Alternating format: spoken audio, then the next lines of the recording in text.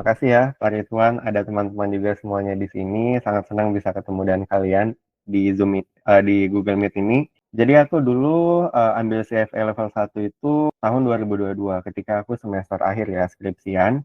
Motivasi utamanya itu sebenarnya karena aku melihat di jurusan finance khususnya itu masih sedikit orang yang punya gelar CFA. Bahkan tadi aku ke acara CFA Society Indonesia yang paling update itu kita baru punya 361 orang charter holder dari seluruh populasi Indonesia.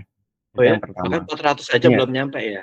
belum nyampe, baru Ada kalau 361 orang, Pak. dicari di Google itu ditulisnya 400 orang itu. Bahkan sekarang orang cuma 100 aja 361 belum ya, nyampe. kurang. Iya, Heeh. Iya, jadi sama karena background aku sebenarnya bukan dari jurusan finance nih teman-teman. Aku dari jurusan ilmu ekonomi Islam. Jadi di jurusan aku itu sangat kurang ya berkaitan dengan finance karena aku harus belajar sendiri. Nah, dan aku melihat kalau CFA ini, jadi dia konsep-konsepnya itu nggak terlalu teoritis banget, aku bisa langsung mengaplikasikannya ke dunia kerja.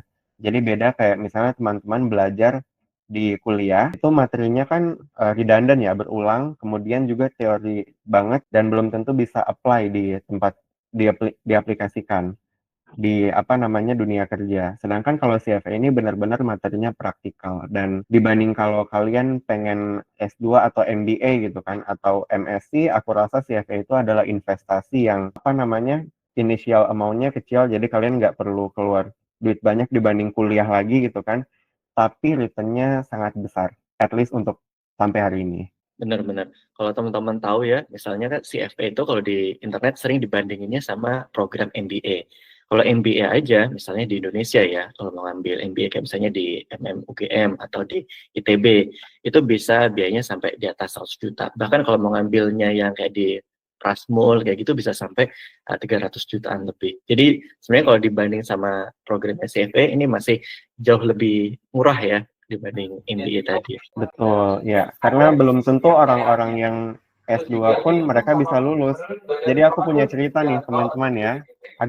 Ini ceritanya agak lucu dikit. Aku di UI itu punya profesor di bidang investment dan dia mengatakan hal yang sama gitu. Jadi CFA ini belum tentu orang yang gelarnya tinggi itu dia bisa lulus kalau dia tidak punya ketekunan yang tinggi atau kalau misalnya fokusnya pecah itu bisa aja dia nggak lulus dan itu yang terjadi gitu. Jadi nilai tambahnya sangat besar lah kalau kalian serius. Oh, berarti sebenarnya dulu motivasi awalnya justru dari salah satu dosennya itu ya?